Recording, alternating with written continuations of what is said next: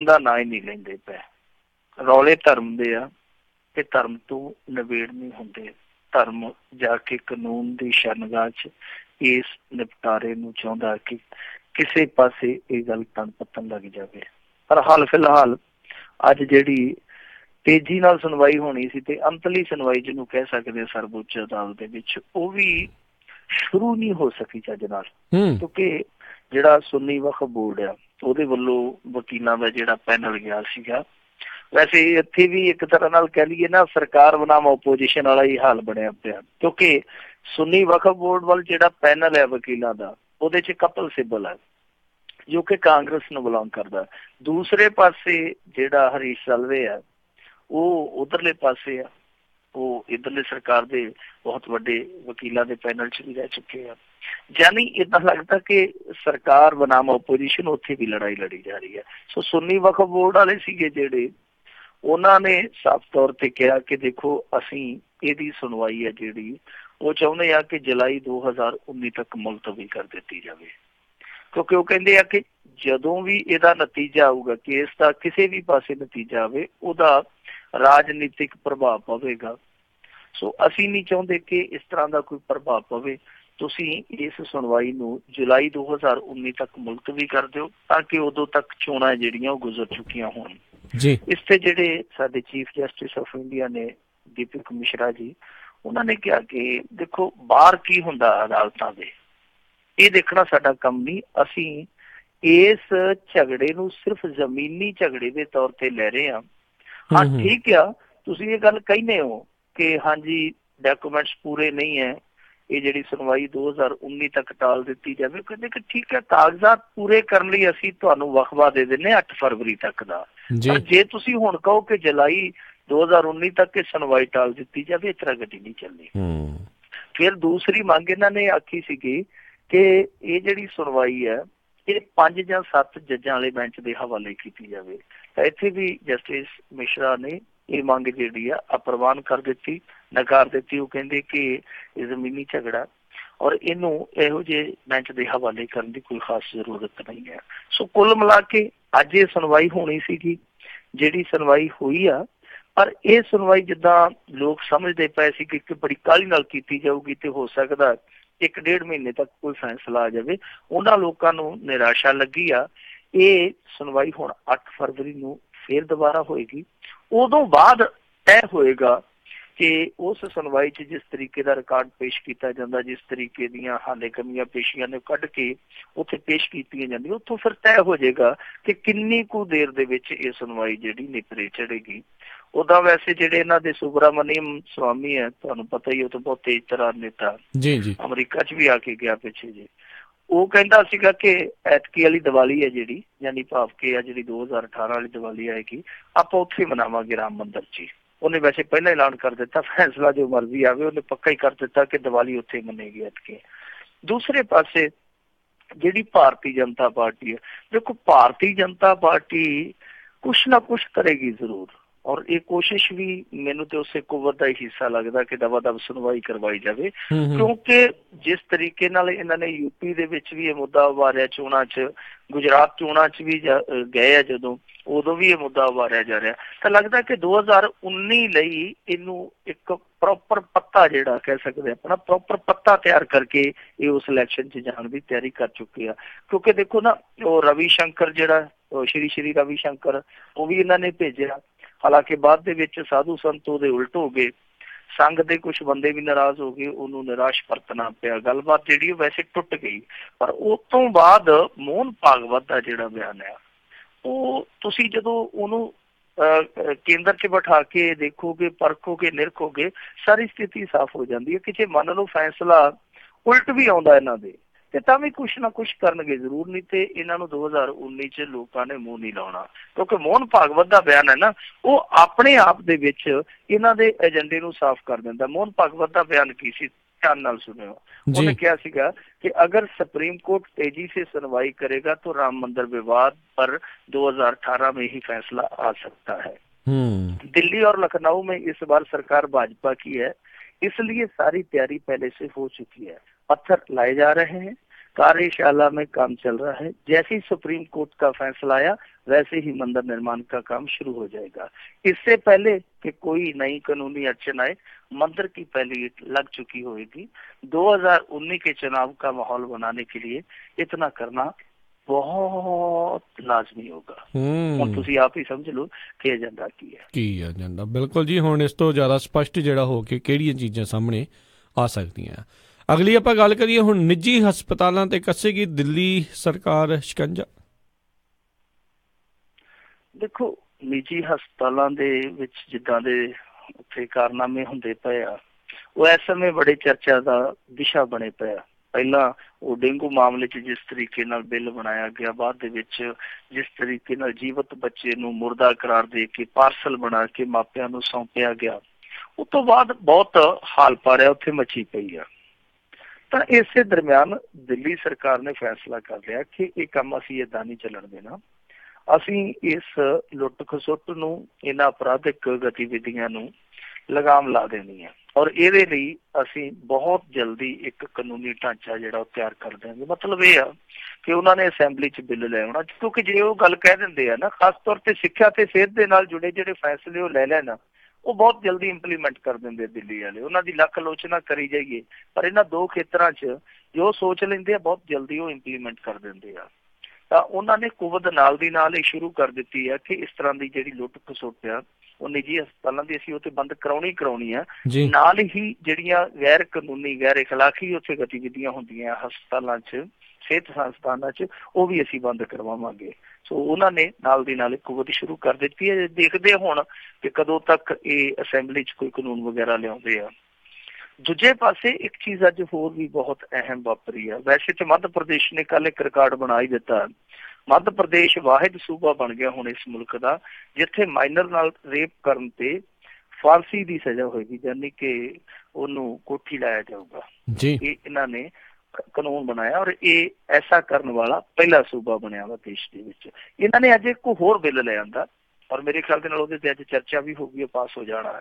ਇਹਨਾਂ ਨੇ ਕੀ ਕੀਤਾ ਕਿ ਜਿਹੜੇ ਨਿੱਜੀ ਸਕੂਲ ਆ ਉਹ ਫੀਸਾਂ ਤੇ ਹੋਰ ਜਿੱਦਾਂ ਦਾਖਲਾ ਫੀਸਾਂ ਹੁੰਦੀਆਂ, ਇਹਨਾਂ ਤੋਂ ਇਲਾਵਾ ਕਈ ਤਰ੍ਹਾਂ ਦੀ ਲੁੱਟ ਖਸੁੱਟ, ਜਿੱਦਾਂ ਜਨਰੇਟਰ ਦਾ ਚਾਰਜ ਲੈ ਲਿਆ, ਖੇਡ ਮੈਦਾਨ ਦਾ ਚਾਰਜ ਲੈ ਲਿਆ, ਖੇਡ ਮੈਦਾਨ ਹੁੰਦਾ ਹੀ ਨਹੀਂਗਾ, ਇਸ ਤਰ੍ਹਾਂ ਦੇ ਜਿਹੜੀਆਂ ਉਹ ਗੈਰ ਜ਼ਰੂਰੀ ਫੀਸਾਂ, ਗੈਰ ਜ਼ਰੂਰੀ ਫੰਡ ਇਸ ਤਰ੍ਹਾਂ ਇਕੱਤਰ ਕਰਕੇ ਜੋ ਲੁੱਟ ਖਸੁੱਟ ਕਰਦੇ, ਉਹਨਾਂ ਨੇ ਇਹਨਾਂ ਦੇ ਖਿਲਾਫ ਇੱਕ ਬਿੱਲ ਲੈ ਆਂਦਾ ਨਿੱਜੀ ਸਕੂਲਾਂ ਦੇ ਖਿਲਾਫ ਕਿ ਇਹ ਆਪਣੇ ਮਨ ਚਾਹੇ ਢੰਗ ਦੇ ਨਾਲ ਫੀਸ ਨਹੀਂ ਵਧਾ ਸਕਣਗੇ। ਸੋ ਮੱਧ ਪ੍ਰਦੇਸ਼ ਨੇ ਬਹੁਤ ਜਲਦੀ ਦੋ ਬੜੇ ਮਸਾਲੀ ਫੈਸਲੇ ਕੀਤੇ ਆ। ਹੁਣ ਦੇਖੋ ਇਹ ਸਾਰਾ ਕੁਛ ਚੱਲਦਾ ਪਿਆ, ਇੱਕ ਪਾਸੇ ਦੇਸ਼ ਦਾ ਮੱਧ ਪ੍ਰਦੇਸ਼ ਸੂਬਾ ਜਿਹਨੂੰ ਅਸੀਂ ਪੰਜਾਬ ਦੇ ਮੁਕਾਬਲੇ ਬਹੁਤ ਪਿਛਾਂ ਗਿਣਦੇ ਆ, ਬਹੁਤ ਪਿਛਾਂ ਗਿਣਦੇ ਆ, ਦੂਸਰੇ ਪਾਸੇ ਉਹ ਇਸ ਤਰ੍ਹਾਂ ਦੇ ਫੈਸਲੇ ਲੈ ਰਹੇ ਆ ਜੋ ਕਿ ਅੱਜ ਜ਼ਰੂਰਤ ਮੁਤਾਬਕ ਫੈਸਲੇ ਲੈਣੇ ਬਹੁਤ ਲਾਜ਼ਮੀ ਆ। ਪਰ ਸਾਡੇ ਇੱਥੇ ਕੋਈ ਪਤਾ ਸੋਰੀ ਨਹੀਂ ਇਹਨਾਂ ਚੀਜ਼ਾਂ ਦਾ, ਜਦ ਕਿ ਸਭ ਤੋਂ ਜ਼ਿਆਦਾ ਲੁੱਟ ਇਸ ਸਮੇਂ ਵਿੱਦਿਆ ਦੇ ਖੇਤਰ 'ਚ ਪੰਜਾਬ 'ਚ ਹੋ ਰਹੀ ਹੈ। ਨਿੱਜੀ ਹਸਪਤਾਲਾਂ 'ਚ ਜੇ ਲੁੱਟ ਦਾ ਮਾਮਲਾ ਦੇਖੀਏ ਉਹ ਸਭ ਤੋਂ ਜ਼ਿਆਦਾ ਪੰਜਾਬ 'ਚ ਆ।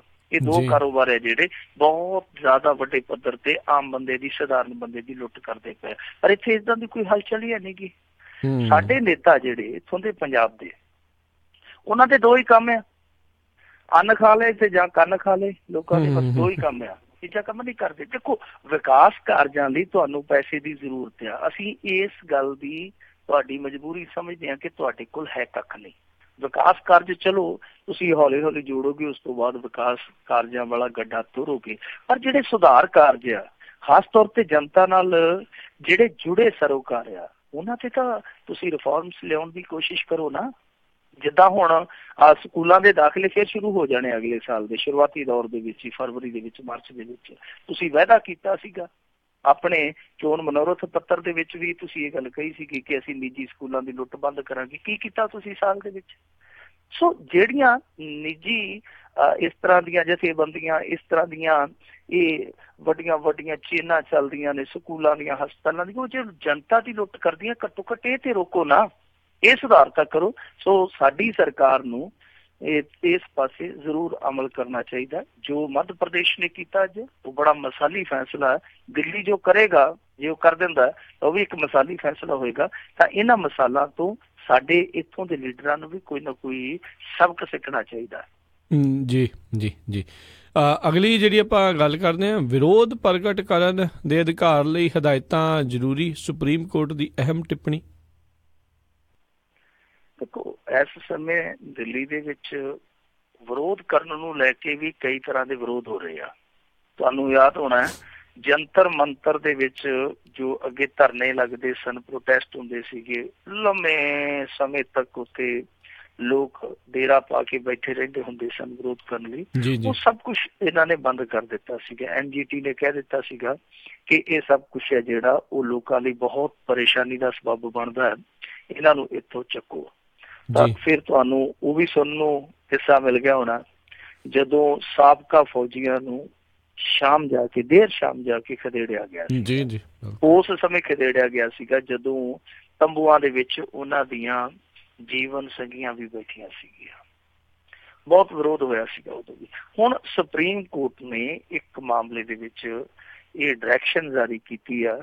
ਉਹਨਾਂ ਨੇ ਕਿਹਾ ਕਿ ਦੇਖੋ, ਵਿਰੋਧ ਪ੍ਰਗਟ ਕਰਨ ਦੇ ਨਾਗਰਿਕਾਂ ਦੇ ਜਿਹੜੇ ਮੌਲਿਕ ਅਧਿਕਾਰ ਆ ਉਹ ਤੇ ਆਪਣੀ ਥਾਂ ਸੁਰੱਖਿਅਤ ਰਹਿਣੇ ਚਾਹੀਦੇ ਆ, ਪਰ ਨਾਲ ਕਾਨੂੰਨ ਵਿਵਸਥਾ ਕਾਇਮ ਰੱਖਣ ਲਈ ਵੀ ਸੰਤੁਲਨ ਬਣਾਈ ਰੱਖਣਾ ਦੋਹਾਂ 'ਚ ਬਹੁਤ ਅਹਿਮ ਆ। ਭਾਵ ਕਿ ਤੁਹਾਡਾ ਵਿਰੋਧ ਕਰਨ ਦਾ ਜਿਹੜਾ ਮੌਲਿਕ ਅਧਿਕਾਰ ਆ ਉਹ ਤੁਹਾਨੂੰ ਮੁਬਾਰਕ ਆ ਔਰ ਉਹਦੀ ਸੁਰੱਖਿਆ ਜਿਹੜੀ ਉਹ ਲਾਜ਼ਮੀ ਹੈ, ਪਰ ਨਾਲ ਹੀ ਕਾਨੂੰਨੀ ਵਿਵਸਥਾ ਜਿਹੜੀ ਉਹ ਵੀ ਬਹਾਲ ਰੱਖਣੀ, ਇਹ ਦੋਨਾਂ ਦਰਮਿਆਨ ਤਾਲਮੇਲ ਬਣਾਉਣਾ ਇਹ ਵੀ ਬਹੁਤ ਜ਼ਰੂਰੀ ਆ।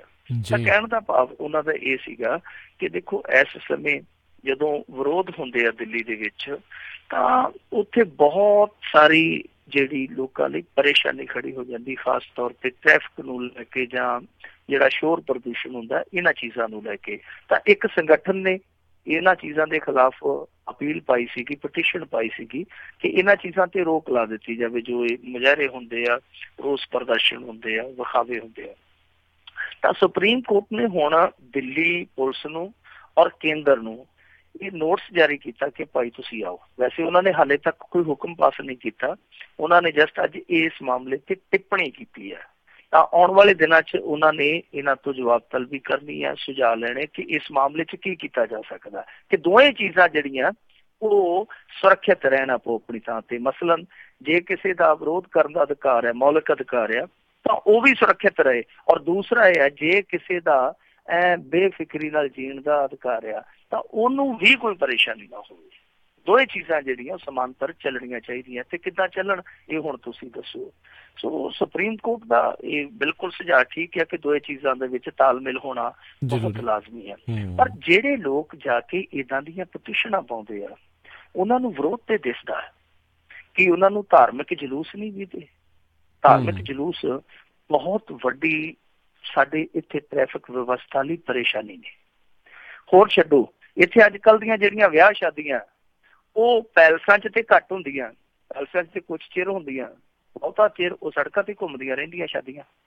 ਉਹ ਦੇਖਿਆ ਕਾਫਲੇ ਸ਼ਾਦੀਆਂ ਦੇ ਜਿਹੜੇ ਆ ਉਹ ਸੜਕਾਂ ਤੇ ਤੁਰੇ ਫਿਰਦੇ ਆ। ਕਿ ਉਹ ਪਰੇਸ਼ਾਨੀ ਨਹੀਂ ਲੋਕਾਂ ਲਈ? ਹੋਰ 36 ਕਿਸਮ ਦੇ ਇਸ ਤਰ੍ਹਾਂ ਦੇ ਪਰੇਸ਼ਾਨੀ ਦੇ ਸਬੱਬ ਹੈਗੇ ਆ।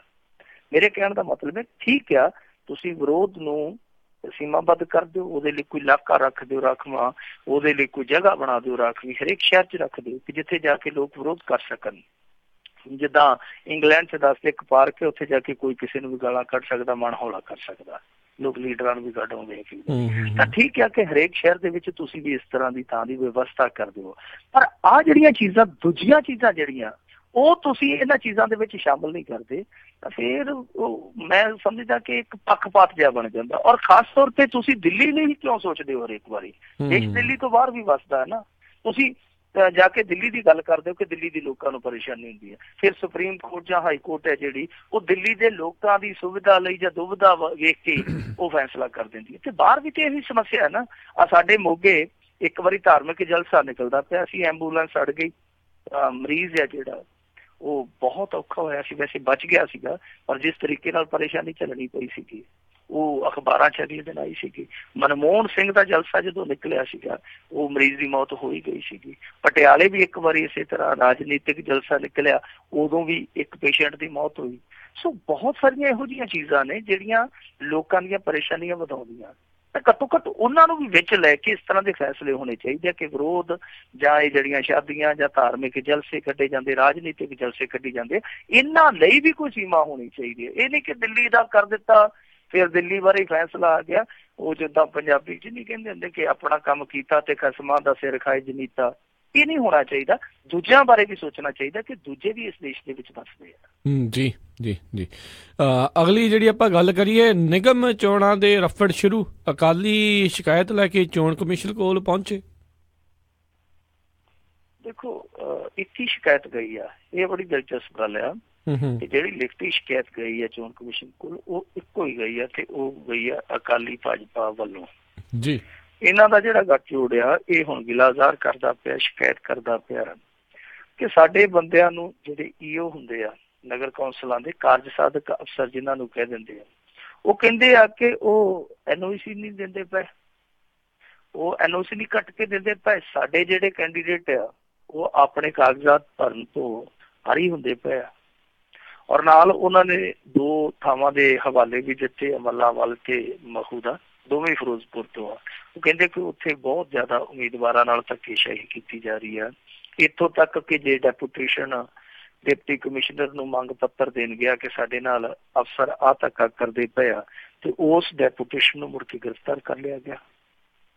ਵੈਸੇ ਅਕਾਲੀ ਇਕੱਲੇ ਸ਼ਿਕਾਇਤ ਨਹੀਂ ਕਰਦੇ ਪਏ, ਜੇ ਤੇ ਉਹ ਇਕੱਲੇ ਕਰਦੇ ਹੋਣ ਤੇ ਅਸੀਂ ਸਮਝ ਸਕਦੇ ਹਾਂ ਕਿ ਹੋ ਸਕਦਾ ਕਿ ਉਹ ਆਪਣਾ ਵਿਰੋਧੀ ਵਾਲਾ ਧਰਮ ਨਿਭਾ ਰਹੇ ਹੋਣ, ਪਰ ਇਸ ਮਾਮਲੇ 'ਚ ਆਮ ਆਦਮੀ ਪਾਰਟੀ ਵੀ ਸ਼ਿਕਾਇਤਾਂ ਕਰਦੀ ਪਈ ਆ।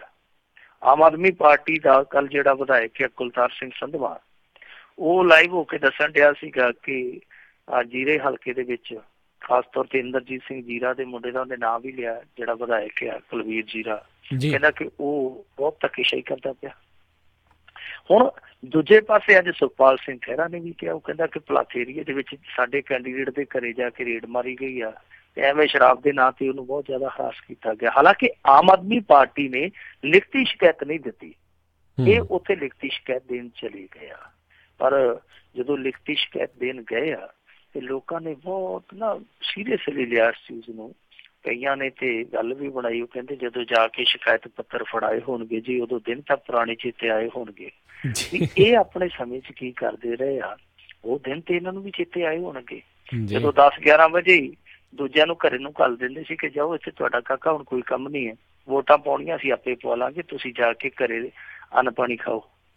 ਜਦੋਂ ਵਿਰੋਧੀਆਂ ਨੂੰ ਸਕੂਲਾਂ ਚੋਂ ਇਸ ਤਰ੍ਹਾਂ ਬੂਥਾਂ ਚੋਂ ਤੋਰ ਦਿੱਤਾ ਜਾਂਦਾ ਸੀਗਾ, ਉਹ ਵੇਲਾ ਤੇ ਇਹਨਾਂ ਨੂੰ ਵੀ ਯਾਦ ਆਇਆ ਹੋਊਗਾ।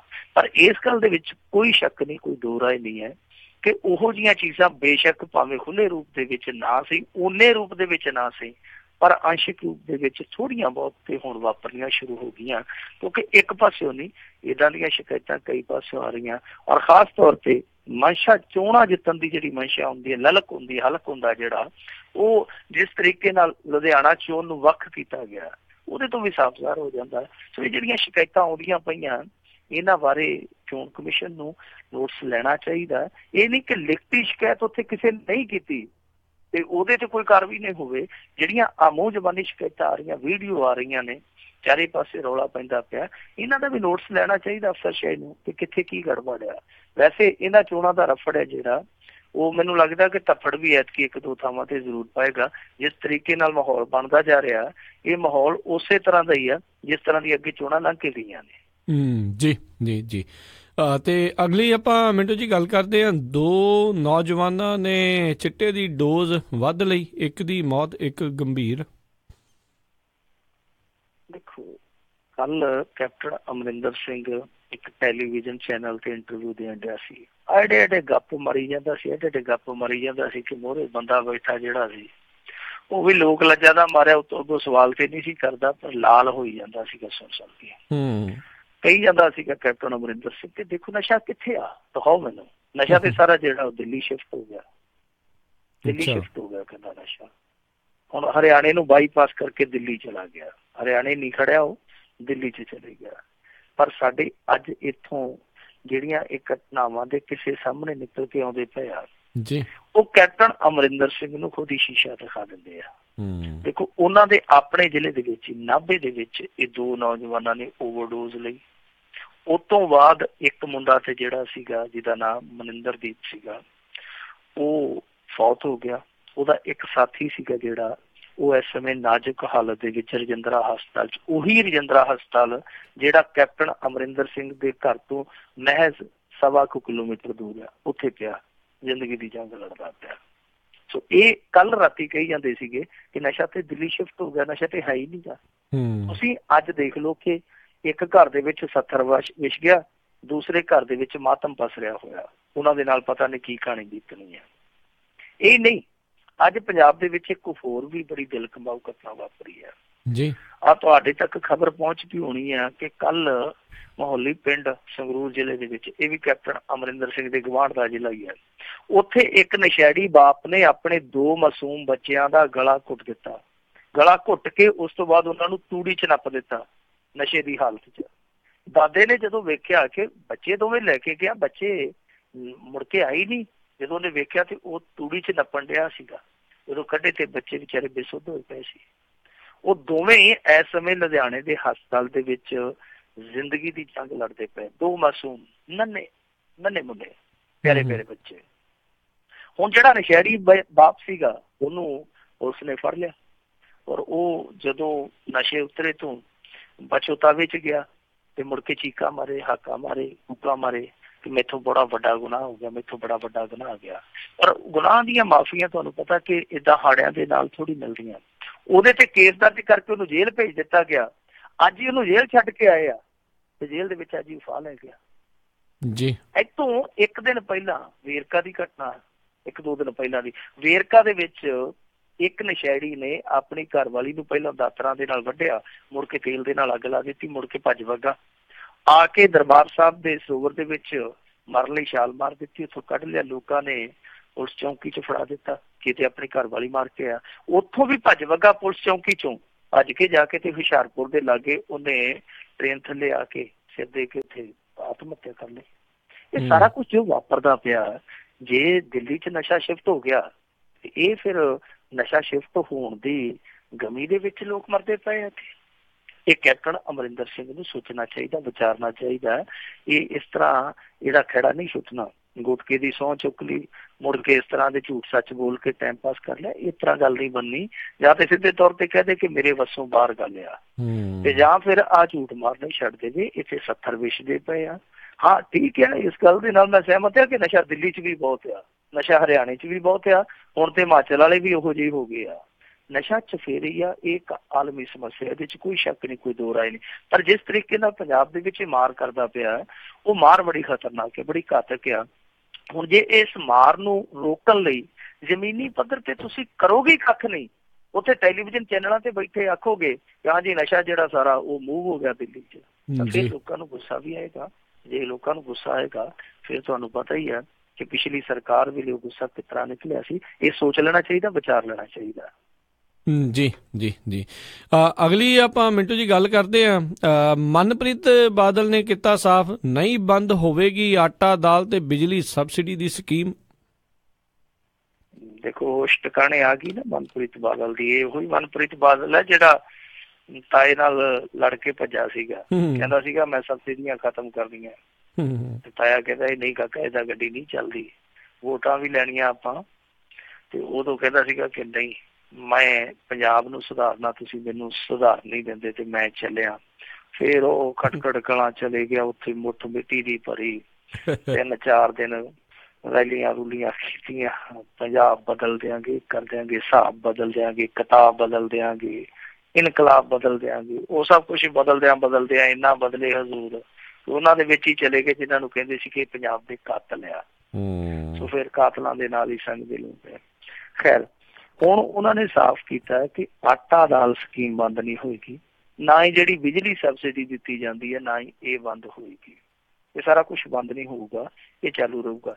ਕਿਉਂਕਿ ਅੱਜ ਟ੍ਰਿਬਿਊਨ ਦੇ ਵਿੱਚ ਇੱਕ ਖਬਰ ਲੱਗੀ ਸੀਗੀ ਜੀ। ਖਬਰ ਕੀ ਸੀਗੀ?